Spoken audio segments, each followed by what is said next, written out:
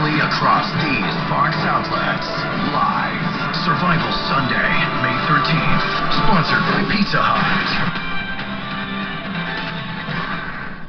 In recent weeks and months, the name Damien Comolli has conjured up a mixed response from football fans. Just 2 weeks ago, he parted company with Liverpool, where he had been since November 2010. Initially appointed Director of Football Strategy, the Frenchman's main brief was to recruit players. The fortunes of Andy Carroll, Jordan Henderson and Stuart Downing, since they arrived at Anfield, has led to much criticism of Comolli's work while on the red side of the Mersey. In his first interview since moving on from Liverpool, Damien now joins us. Firstly, Damien, thanks a lot for taking the time to speak with us. For obvious reasons, we can't talk directly about what happened at Liverpool, but lots of other things to discuss. The role of a director of football within the game in England, it's had plenty of teething problems and continues to irritate those who have quite a traditional view as to how a football club should be run. Is there still a future for this position within the English game? You know, it's not something that's been new to the game. Kenny Dalglish was director of football about 10 years ago at Celtic. Then obviously there was Frank, David Leeds at Spurs before Frank Anderson, then myself, and then, you know, there are some guys who are doing a fantastic job, but more underneath the radar. Nick Hammond at Reading, you know, he's done absolutely a brilliant job over the years. They went out, they went down, they kept him. His job, his work with Brian McDermott has been great, and that's probably why they brought the club back into the Premier League. But I always say the same. I think it's not a question of structure; it's a question of people and human being and how people work together and individuals work together. So whatever is the title, whatever is the role, whatever is the structure, you need to have intelligent people who get on and have the same vision, and it's the most important thing. It's interesting that the names you did mention there are all English, whether or not they're former players or simply personalities with firm roots in English football. Has it been more difficult for you and the likes of Frank Arneson as foreigners? Have you come in for more criticism because you're essentially outsiders? No, I never felt that way. I think coming from abroad, we bring a different set of experience. So we come here with an experience, an idea about the job, an idea of how the job should be done, how the club should be run, of split of responsibilities between the head coach or the manager and the director of football and sometimes chairman of the CEO.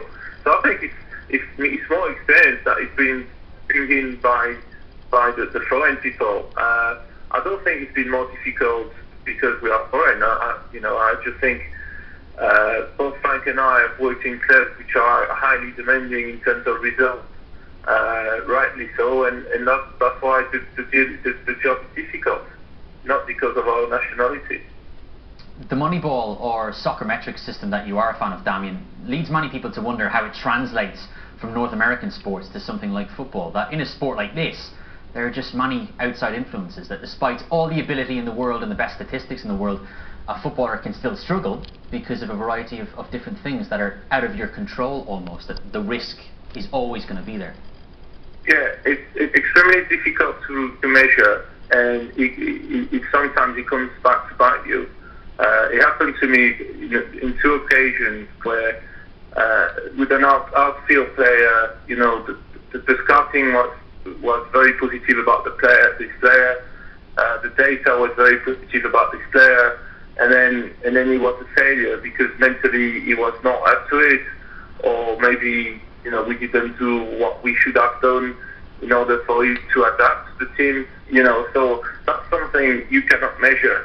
And that's the frustration, and because we're just starting to use numbers in football, we're still learning, and that's why it's very, very dangerous to make decisions on looking at numbers.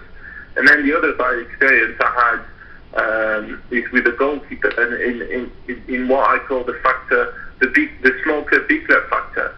So you have a goalkeeper who has got outstanding numbers playing for a smaller club, and then you take him into a big club, and he doesn't do well. And the problem that he does, the reason he doesn't do well is psychological.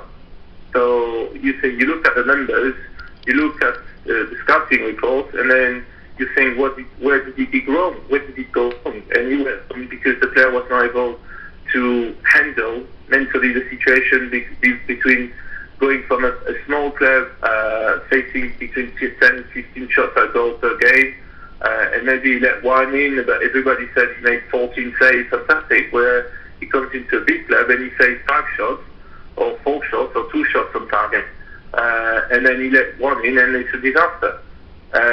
So, you know, we're still learning. Obviously, the most important thing is to learn quickly. That's what we are trying to do. But, you know, as you said, it's extremely difficult to measure. As much as you can do due diligence both on the personality of the player, on the background of the player, on the data, and on the scouting, you will still have failures. And that will always be the case, always.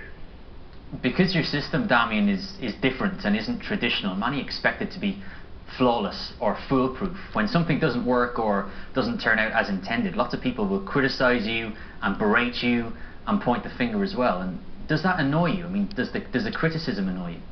It doesn't annoy me, because whatever you do and whatever you use, you know, whether it's scouting or data, you always get failure. So, you know, if people criticize me because of the scouting, or people criticize me for using data, it doesn't matter, because you always get criticized. So, you know, you have to have thick skin and say, you know, I've done everything in my power to make sure that this player will be a success, and he's not a success. But did we get the process right? Yes. Is the outcome not good? Yes. But sometimes it can happen, because we are dealing with human beings. And it will always be the case, because, again, you are dealing with human beings that need to fit in with 10 other players on the pitch, that need to fit in with what the manager wants, that need to take the pressure, you know, playing in the big club and putting a very famous red shirt or white shirt or whatever color you want to use as an example. So it's just the way it is. If I may say, it's always almost irrelevant what people think, because, you know, I put as much energy into a player who is a success that he put into a player who is a failure. So I can look myself in the mirror and say, have you done exactly what you were supposed to do? The answer is yes. It's still a failure.